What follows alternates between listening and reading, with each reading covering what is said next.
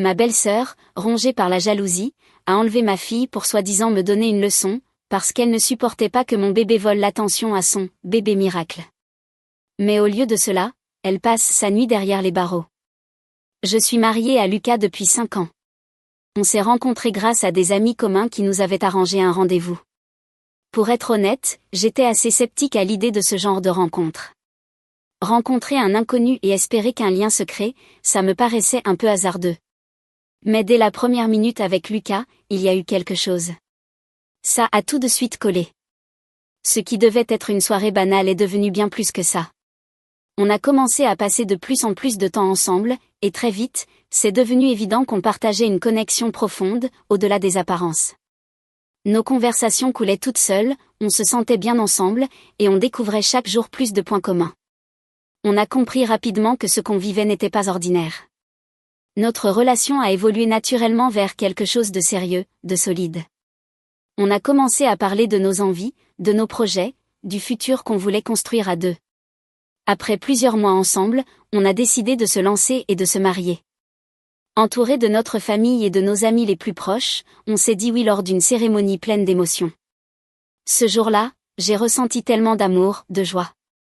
Je me souviens de chaque instant. Le regard de Lucas quand je suis entrée dans l'église. Son frère, Kyle, qui nous soutenait avec enthousiasme en tant que témoin. Les rires de nos proches. Ce bonheur pur qui flottait dans l'air. C'était, sans aucun doute, l'un des plus beaux jours de ma vie. Très tôt dans notre couple, Lucas et moi avons su qu'on voulait des enfants. C'était un rêve qu'on partageait profondément. On s'imaginait déjà des petits pas courants dans la maison, des rires d'enfants dans chaque pièce, la joie de les voir grandir et de les accompagner dans la vie. Mais même si ce désir était fort, le chemin pour devenir parents a été bien plus compliqué que ce qu'on avait imaginé. Pendant ce qui nous a semblé une éternité, on a tout essayé pour concevoir un enfant. Rien n'y faisait. On suivait mon cycle à la lettre, on planifiait tout dans les moindres détails, toujours plein d'espoir. On a aussi changé nos habitudes de vie. On a arrêté de boire, de fumer, on s'est mis au sport avec sérieux, presque religieusement. On a revu notre alimentation, en essayant de créer les meilleures conditions possibles pour que ça marche. Et malgré tout ça, chaque mois se terminait par la même déception. On ne comprenait pas pourquoi ça ne marchait pas, alors qu'on faisait tout correctement. Finalement, on s'est tourné vers les médecins. On a fait tous les examens. On voulait comprendre. Les résultats sont tombés, rien d'anormal chez l'un comme chez l'autre. Tout allait bien. Les médecins nous ont dit que parfois, il faut juste du temps. Il fallait être patient, faire confiance à la nature. Entendre ça, c'était à la fois rassurant et frustrant. Rassurant parce qu'il n'y avait pas de problème médical. Mais frustrant, car attendre sans savoir si ça va vraiment marcher un jour, c'est difficile à vivre. Et pourtant, on s'accrochait à l'idée qu'un jour, ça arriverait. J'imaginais souvent ce moment où je verrais enfin un test de grossesse positif. Je rêvais de la façon dont on le fêterait. Et puis, l'année dernière, notre patience a été récompensée. J'ai commencé par un simple retard de règles. Rien de très alarmant, ça m'était déjà arrivé. Mais ensuite, les nausées du matin sont arrivées. Au début, j'ai mis ça sur le compte du stress. La vie était bien remplie. Mais quand ma meilleure amie, Vivian, a entendu parler de mes symptômes, elle a tout de suite flairé quelque chose. Elle a débarqué chez moi avec une poignée de tests de grossesse. Quand elle est arrivée, mon cœur s'est emballé. Et si c'était vraiment en train d'arriver ? J'ai ouvert le premier test avec des mains tremblantes. Vivian et moi étions à la fois excités et terrifiés. Rien qu'à l'idée que je puisse être enceinte, j'en avais les larmes aux yeux. Et puis, c'est apparu. Les 2 fameuses lignes. J'ai regardé le test sans y croire. Vivian et moi avons hurlé de joie, on sautait partout, on se prenait dans les bras. Après tous ces mois d'espoir, ce moment était enfin là. Ce soir-là, j'ai voulu annoncer la nouvelle à Lucas de manière inoubliable. Il avait vécu chaque étape avec moi. Je voulais marquer le coup. Avec l'aide de Vivian, j'ai préparé une petite surprise. On a décoré le salon avec des ballons et on a acheté un petit gâteau pour fêter ça comme il se doit. C'était simple, mais parfait. Quand Lucas est rentré ce soir-là après le travail, il a tout de suite été intrigué par les décorations festives dans le salon. Il a ri, en me demandant si je m'étais trompée de date et si je croyais que c'était son anniversaire. Je suis restée là, à sourire, essayant de contenir mon excitation. Au lieu de lui répondre, je lui ai simplement tendu le test de grossesse. Il lui a fallu quelques secondes pour comprendre ce qu'il tenait entre les mains. Puis j'ai vu la réalisation illuminer son regard. Son expression est passée de l'étonnement à la stupeur, puis à une joie pure et incontrôlable. Il a crié de bonheur, et avant même que je ne m'en rende compte, il m'a soulevée dans ses bras et m'a fait tournoyer dans une étreinte folle. Après tout ce qu'on avait traversé, toutes ses attentes et ses espoirs, on tenait enfin la réponse qu'on avait tant attendue. On allait devenir parents. Pendant toute ma grossesse, après chaque rendez-vous chez la gynécologue, je rentrais à la maison rayonnante, serrant la dernière échographie de notre petit bébé contre moi.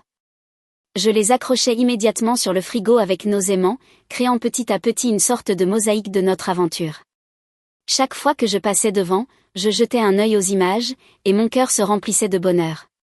C'était un rappel constant que notre petite CCE grandissait et se portait bien. Lucas et moi avons passé beaucoup de temps à préparer l'arrivée de notre fille. Nous avons décoré la chambre ensemble, en choisissant avec soin les couleurs, les meubles et les petits objets pour en faire un espace chaleureux et rempli d'amour. Nous avons fait les boutiques pour acheter des vêtements de bébé, et chaque petite tenue représentait tout l'amour et l'excitation que nous ressentions déjà pour elle. Nous avons aussi choisi la poussette, le siège auto et tous les indispensables. Chaque décision était prise avec beaucoup de soin et d'attention, en imaginant comment tout prendrait vie quand CCE serait là. Après avoir atteint la 12e semaine, ce qui nous semblait être une étape clé, Lucas et moi avons décidé qu'il était temps d'annoncer la nouvelle à nos familles. On voulait le faire d'une manière intime et spéciale, alors on a organisé un petit dîner chez nous. On a invité uniquement les membres les plus proches de nos familles, sous prétexte d'un simple repas entre nous. Personne ne se doutait de ce qu'on allait annoncer, et on avait hâte de voir leur réaction. Le soir du dîner, la maison était remplie de chaleur et de conversations animées. En regardant autour de moi, j'ai remarqué que Kyle, le frère cadet de Lucas, était arrivé avec sa copine. J'ai été un peu surprise, pour être honnête. On avait clairement précisé que ce serait un repas de famille uniquement, et ça m'a déconcerté qu'il amène une inconnue sans nous prévenir. Mais connaissant Kyle et son côté imprévisible, on a décidé de ne pas en faire tout un plat et de laisser couler. Kyle a présenté sa copine, Jasmine, à tout le monde. Elle était divorcée et avait un enfant d'un précédent mariage, et il était évident qu'elle était nettement plus âgée que lui. Ils s'étaient apparemment rencontrés récemment à la salle de sport et avaient vite accroché. Pendant toute la soirée, Kyle et Jasmine se comportaient comme deux adolescents en chaleur. Ils ne cessaient de se toucher, de s'embrasser et de faire des bruits gênants, même devant tout le monde.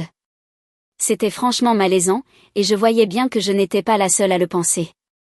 Malgré cette gêne, j'étais déterminée à ne pas laisser ça gâcher notre soirée. Lorsque tout le monde s'est installé pour dîner, Lucas et moi avons échangé un regard complice. C'était le moment. Lucas a raclé sa gorge pour attirer l'attention. « Nous avons quelque chose à vous annoncer », a-t-il dit, le regard pétillant. À ce moment-là, j'ai sorti la collection d'échographies que je gardais précieusement. En les tenant bien en vue, j'ai souri et j'ai dit « Nous attendons un bébé ». Il y a eu un instant de silence. Tout le monde nous regardait, absorbant la nouvelle. Puis soudain, la pièce a explosé de joie. Les gens se sont levés de table, se sont précipités pour nous embrasser, nous féliciter, partager notre bonheur. L'ambiance est devenue électrique, pleine d'amour et d'excitation. Les parents de Lucas étaient particulièrement émus. Ce serait leur tout premier petit enfant, et je voyais la fierté et le bonheur briller dans leurs yeux. Ils savaient à quel point on avait galéré, et cette annonce comptait énormément pour eux. Ma propre mère m'a prise dans ses bras en pleurant. « Est-ce que tu vas bien, ma chérie ?» a-t-elle murmuré d'une voix tremblante, les larmes coulant sur ses joues. J'ai hoché la tête en souriant, les yeux mouillés moi aussi. « Oui maman, je vais plus que bien. » Mon frère et sa femme ont enlacé Lucas et moi, nous disant à quel point ils étaient ravis que nous allions enfin devenir parents. Ils avaient hâte de nous accompagner dans cette aventure, de nous donner des conseils pour nos premiers pas. Je leur ai avoué à quel point j'étais nerveuse, comment je remettais en question chaque décision, et mon frère m'a rassurée en me disant qu'il avait ressenti exactement la même chose avant la naissance de sa fille. Sa femme a hoché la tête en signe d'accord. À ce moment-là, rien d'autre ne comptait que l'amour et le soutien de notre famille. C'était exactement ce dont Lucas et moi avions rêvé, et à présent, entourés de ceux qui comptaient le plus pour nous, ce rêve devenait réalité. La soirée avait été remplie de bonheur, mais une personne détonnait totalement dans ce tableau, Jasmine. Alors que tout le monde célébrait et partageait notre joie, elle restait figée sur sa chaise, les bras croisés, lançant des regards noirs dans notre direction. Son expression, empreinte d'une colère évidente, contrastait tellement avec l'ambiance que c'en était impossible à ignorer. Je ne pouvais m'empêcher de me sentir mal à l'aise.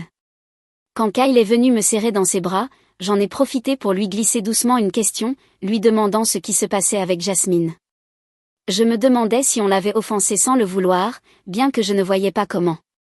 Mais Kyle a simplement haussé les épaules, me disant que ce n'était rien, comme si ce genre de comportement ne l'étonnait plus du tout. Il avait l'air complètement détaché, habitué. Au fil de la soirée, tout le monde s'est déplacé dans le salon pour déguster le dessert et boire un verre de vin. Naturellement, je me suis abstenue, et Lucas a choisi de m'accompagner en ne buvant pas non plus. Une fois installée, la conversation a tout naturellement dérivé vers les bébés et la grossesse. J'ai partagé des détails sur la chambre qu'on avait préparée pour CCE, fière de cet espace qu'on avait imaginé avec tant d'amour. Pendant tout ce temps, Jasmine était restée silencieuse, ne participant quasiment pas aux échanges. Puis, sans prévenir, elle a soudain demandé si elle pouvait voir la chambre. Sa demande m'a un peu prise au dépourvu, mais je n'y ai vu aucun mal. Après tout, elle était elle-même maman, peut-être avait-elle des conseils ou des suggestions utiles. J'ai donc acquiescé et lui ai dit qu'elle pouvait y jeter un œil. Je l'ai conduite à la chambre. Une fois entrée, je l'ai observée attentivement, et j'ai remarqué qu'elle n'avait pas du tout l'air impressionnée. Elle a commencé à critiquer la pièce, disant qu'elle était trop lumineuse pour qu'un bébé puisse y dormir, insinuant qu'on n'avait pas réfléchi. Je lui ai expliqué calmement qu'on avait prévu d'installer des rideaux occultants, qu'on pourrait dérouler à tout moment pour assombrir la chambre, mais elle n'a presque pas réagi. Ensuite, elle s'en est prise à notre choix de couleur. Elle a jugé que le jaune n'était pas un bon choix, qu'on aurait dû opter pour quelque chose de plus neutre. J'ai été un peu interloquée, et je lui ai simplement répondu que le jaune était une couleur comme une autre, et que ça n'avait rien à voir avec le genre de l'enfant. Puis elle s'est intéressée aux vêtements de bébé qu'on avait soigneusement rangés dans les tiroirs. Elle les a regardés avec mépris et a lancé que son fils n'aurait jamais aimé des habits pareils, qu'on aurait dû demander conseil à d'autres parents avant d'acheter ce qu'elle appelait des imitations bon marché. Son ton était méprisant, condescendant, et j'ai été choquée. Jusqu'à cet instant, j'avais essayé de rester polie, pensant qu'elle était peut-être juste un peu directe. Mais là, elle dépassait les bornes. Je n'ai pas pu me retenir. « Qu'est-ce que tu racontes, bon sang ?» lui ai-je lancé, incapable de cacher l'agacement dans ma voix. Ces paroles m'avaient blessée, d'autant plus après tout le soin que Lucas et moi avions mis dans chaque détail pour accueillir notre bébé. Il était évident qu'elle n'avait aucune intention d'être utile ou bienveillante. Elle cherchait juste à saboter ce moment de bonheur, comme si notre joie lui était insupportable. Juste au moment où Jasmine allait répondre, ma mère et ma belle-mère sont entrées dans la chambre de bébé. Leurs visages se sont illuminés en découvrant la pièce, et elles se sont mises à s'extasier sur la beauté de chaque détail. Pendant un instant, leur chaleur et leurs compliments ont adouci la tension qui s'était installée. Pourtant, je n'étais pas prête à laisser passer ce qui venait de se passer avec Jasmine. Je me suis tournée vers elle, reprenant ma question avec un ton plus ferme. « Qu'est-ce que tu voulais dire exactement par là ?» Ma mère et ma belle-mère ont immédiatement senti qu'il se passait quelque chose. Inquiète, ma mère m'a demandé ce qui n'allait pas. Sans hésiter, je leur ai expliqué que Jasmine avait critiqué la chambre du bébé, et qu'elle avait même osé dire que les vêtements qu'on avait choisis étaient bon marché. Toutes les deux ont été choquées, visiblement surprises qu'on puisse se montrer aussi critique, surtout lors d'un moment aussi précieux. Ma belle-mère a ri nerveusement, incrédule, puis s'est tournée vers Jasmine en lui demandant « C'est vrai, Jasmine ?» Prise au dépourvu par cette soudaine attention, Jasmine a tenté de minimiser ses propos. Elle a affirmé qu'elle trouvait simplement les vêtements trop rêches au toucher, et qu'elle voulait seulement me conseiller d'opter pour des tissus plus doux. Mais ni ma mère ni ma belle-mère n'ont été convaincues. Elles ont secoué la tête en souriant doucement, en lui montrant que les vêtements leur semblaient parfaitement doux. Jasmine a alors tenté de se justifier davantage, disant qu'en tant que mère, elle savait mieux que moi, et que je devrais apprendre à garder l'esprit ouvert et accepter les critiques. Avant même que je ne puisse répondre, ma mère est intervenue. Sa voix était ferme mais calme. Nous sommes mères nous aussi, a-t-elle dit, et jamais nous ne lui aurions parlé de cette façon. Tu devrais mieux que quiconque savoir à quel point c'est difficile d'être maman pour la première fois. Ma belle-mère l'a soutenue immédiatement. Ce n'est pas ton rôle de critiquer, Jasmine, lui a-t-elle lancé. Donner des conseils, oui. Mais certainement pas comme ça. Le visage de Jasmine est devenu cramoisi. Elle avait compris qu'elle avait dépassé les limites et qu'elle n'avait pas l'aval des autres. Elle semblait vexée, mais n'a rien répondu de concret. Au lieu de ça, elle est sortie de la chambre, furieuse. Je l'ai suivie, voulant m'assurer que la situation ne dégénère pas. Jasmine s'est dirigée vers Kyle, qui était resté dans le salon à discuter avec le reste de la famille. Sans trop d'explications, elle a annoncé qu'elle voulait rentrer. Kyle, visiblement surpris, a perçu sa tension et n'a pas insisté. Il s'est excusé auprès de tout le monde, a félicité Lucas et moi encore une fois pour la grossesse, puis est parti avec Jasmine. Plus tard dans la soirée, Kyle a pris contact avec Lucas et moi pour s'excuser du comportement de Jasmine pendant la fête. Il avait appris toute l'histoire après que ma belle-mère lui ait fait un sérieux rappel à l'ordre pour avoir amené Jasmine à un événement aussi intime et important. Je savais que ce n'était pas vraiment la faute de Kyle, alors je lui ai pardonné sans hésiter. Il semblait sincèrement préoccupé, et voulait nous expliquer pourquoi Jasmine avait pu agir de cette manière. Kyle nous a confié que Jasmine avait vécu un traumatisme lié à la grossesse dans le passé. Elle était tombée enceinte de son fils alors qu'elle n'avait que 16 ans. Plus tard, après s'être mariée, elle et son mari avaient espéré avoir d'autres enfants, mais avaient rencontré des complications. Après des années d'essais infructueux, la pression émotionnelle avait pesé lourd sur leur santé mentale, et cela avait finalement conduit à la rupture de leur couple. D'après Kyle, les grossesses des autres femmes restaient un sujet sensible pour Jasmine, ce qui pouvait expliquer sa réaction négative lors de notre annonce. En tant que femme, j'ai eu de la peine pour elle. J'ai pu ressentir la douleur et les déceptions qu'elle avait sans doute traversées, et j'ai compris que ces expériences avaient laissé des cicatrices émotionnelles. Toutefois, même si je compatissais à son histoire, je ne pouvais pas ignorer que ses paroles, ce soir-là, avaient été déplacées et blessantes. J'ai donc décidé qu'il valait mieux garder une certaine distance avec elle lors des futurs rassemblements familiaux, afin de préserver une atmosphère positive autour de notre famille en devenir. Kyle et Jasmine ont continué à se fréquenter, et le jour où j'ai donné naissance à CCE, Kyle a appelé Lucas pour demander s'il pouvait venir avec Jasmine voir le bébé. Même si nous avions des doutes, Lucas et moi avons accepté à contre-cœur, espérant que cette fois, ce serait différent. Malheureusement, c'était une erreur. À peine Jasmine a-t-elle vu notre fille qu'elle a immédiatement commenté le peu de cheveux qu'elle avait, insinuant que cela signifiait qu'elle aurait les cheveux très fins en grandissant. Ces paroles ont eu l'effet d'une gifle. J'ai vu l'agacement monter sur le visage de Lucas aussi. Encore une remarque inutile, déplacée et insensible, au beau milieu d'un moment qui aurait dû être uniquement rempli de joie. Kyle, sentant bien la tension, n'a pas laissé Jasmine s'attarder. Après nous avoir félicités rapidement, ils sont partis peu de temps après. Cette année, Kyle nous a tous surpris en annonçant son mariage avec Jasmine. La nouvelle a été accueillie avec des réactions mitigées, en particulier de la part de ma belle-mère, qui s'est montrée ouvertement déçue du choix de Kyle. Elle n'avait jamais souhaité que Jasmine fasse réellement partie de la famille. Il s'est avéré que ma belle-mère et Jasmine étaient en conflit depuis plusieurs mois. Connaissant le tempérament habituellement chaleureux et bienveillant de ma belle-mère, je me doutais que le comportement de Jasmine était très probablement à l'origine de leur tension. Quand Lucas a appelé Kyle pour parler du mariage soudain, parce qu'il trouvait que tout allait un peu trop vite, Kyle lui a avoué que Jasmine était en réalité enceinte de 4 mois. Apparemment, Kyle n'en avait été informé que 2 mois plus tôt et ils avaient décidé de garder le secret pour éviter d'être jugés avant leur mariage. Kyle a expliqué qu'il voulait épouser Jasmine avant la naissance du bébé, ce qui était compréhensible dans leur situation. Cependant, pendant les préparatifs du mariage, Jasmine a fait une crise en essayant des robes de mariée car aucune ne lui allait. Elle avait pris du poids pendant sa grossesse, ce qui l'empêchait de porter la robe de ses rêves. Kyle a tenté de la convaincre de choisir une tenue plus confortable, mais elle était catégorique. Finalement, elle a exigé que Kyle repousse la date du mariage.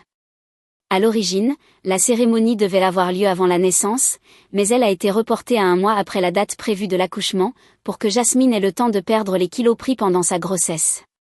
Malgré la frustration que ce changement de plan pouvait entraîner, Tout le monde a compris que c'était leur journée spéciale, et qu'ils avaient parfaitement le droit de choisir une date qui leur convenait.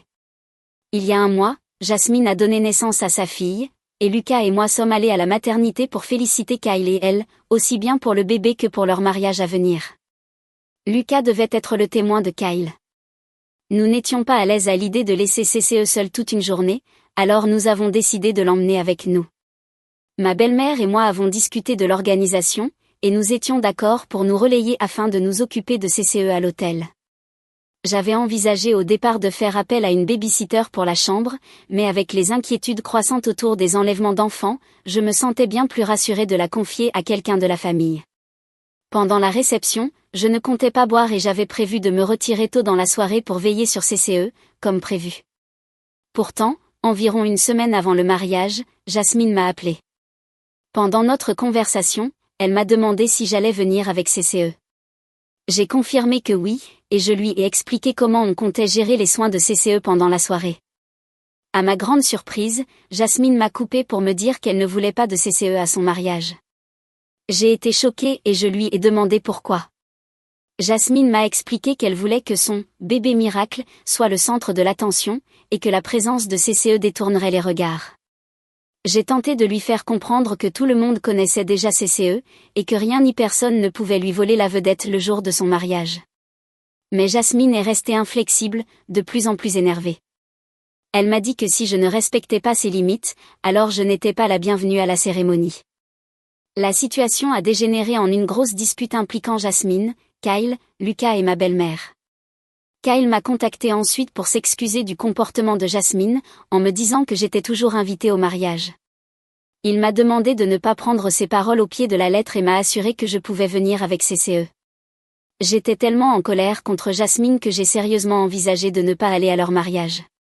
Mais je savais combien c'était important pour Lucas, et que je devais être là pour soutenir son frère. Alors j'ai mis mes sentiments de côté et j'ai décidé d'y aller, en essayant de faire au mieux pour préserver l'harmonie familiale. Cela nous amène au jour de la cérémonie de Kyle et Jasmine. Quelques proches ne pouvaient s'empêcher d'admirer CCE, de la couvrir de compliments, en soulignant à quel point elle était adorable. À chaque fois que nos regards se croisaient, Jasmine me lançait un regard noir. Il était clair qu'elle détestait toujours que j'aie amené CCE à son mariage, même si son propre bébé était sans conteste la star de la journée, et que je ne faisais absolument rien pour attirer l'attention. Lorsque la célébration a continué dans la salle de réception, ma belle-mère, Lucas et moi nous sommes relayés comme prévu pour veiller sur CCE dans notre chambre d'hôtel. Ma belle-mère a un peu abusé du vin au fil de la soirée, mais Lucas et moi avons évité l'alcool pour rester concentrés sur notre fille. En plein milieu de la réception, j'ai remarqué que ma belle-mère, qui était censée être avec CCE à ce moment-là, descendait dans la salle à la recherche de moi, l'air complètement affolé. Quelque chose dans son attitude m'a glacé le sang. J'ai couru vers elle pour comprendre ce qui se passait, et Lucas, sentant que quelque chose n'allait pas, m'a immédiatement suivi. La voix de ma belle-mère tremblait quand elle m'a murmuré que CCE avait disparu. J'ai senti mon cœur tomber dans ma poitrine. Lucas lui a demandé ce qu'elle voulait dire par « disparu », car il avait lui-même confié CCE à sa mère dans la chambre, juste un peu plus tôt. C'est à ce moment-là que ma belle-mère m'a avoué que Jasmine était entrée dans la chambre peu de temps après que Lucas soit parti. Elles avaient discuté quelques minutes, et à un moment, ma belle-mère avait dû aller aux toilettes. Mais quand elle est revenue, CCE et Jasmine avaient disparu. Lucas et moi, complètement paniqués, avons immédiatement cherché Kyle pour lui demander où se trouvait Jasmine et pourquoi elle aurait fait une chose pareille. Kyle était aussi choqué que nous. Au milieu de la fête et de la foule, nous avons alerté le personnel de l'hôtel pour lancer des recherches. Le personnel a réagi très rapidement, mais malgré tous leurs efforts, aucune trace de CCE ni de Jasmine, même après plus d'une heure. C'est pour cela que je me suis sentie obligée d'appeler la police. Kyle a tenté de me rassurer, me suppliant de ne pas impliquer les autorités, insistant sur le fait que Jasmine ne ferait jamais de mal à CCE. Mais la peur et l'angoisse me rongeaient. L'idée que CCE soit introuvable, et en plus avec Jasmine, qui avait déjà montré un comportement inquiétant, était insupportable. Quand la police est arrivée, nous avons fait nos dépositions et expliqué la situation en essayant de rester calme. Les invités ont commencé à comprendre que quelque chose n'allait pas, et l'ambiance a basculé de la fête à l'inquiétude générale. Puis un employé de l'hôtel est arrivé, annonçant que Jasmine et CCE avaient été retrouvés à l'arrière du bâtiment. Mon cœur battait à tout rompre alors que nous l'avons suivi en courant. Là, nous avons vu Jasmine assise sur une chaise, tenant CCE d'un bras et une cigarette dans l'autre. Son propre bébé était dans un porte-bébé à côté d'elle. Je n'ai pas pu retenir mes larmes en courant récupérer CCE dans ses bras et en vérifiant si elle allait bien.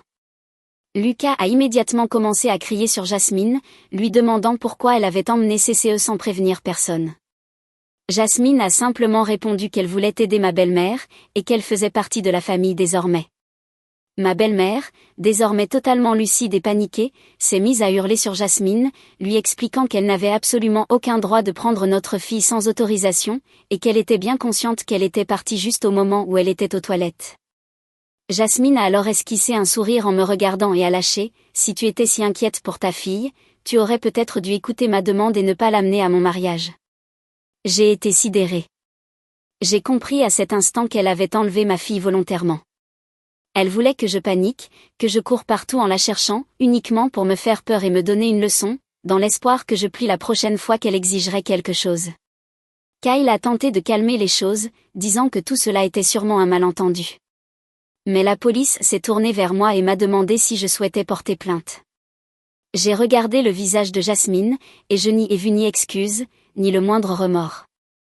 Je voulais qu'elle comprenne qu'on ne s'en prend pas à ma famille sans conséquence. J'ai donc décidé de porter plainte pour enlèvement. Jasmine a écarquillé les yeux, choquée, protestant immédiatement, mais les policiers l'ont emmenée sur le champ. Kyle a essayé de me faire changer d'avis, mais ma belle-mère lui a dit clairement que ce que sa femme avait fait était impardonnable. Pour ma part, j'étais prête à lui pardonner bien des choses, mais là, elle allait passer sa journée de mariage en prison, et c'était bien mérité.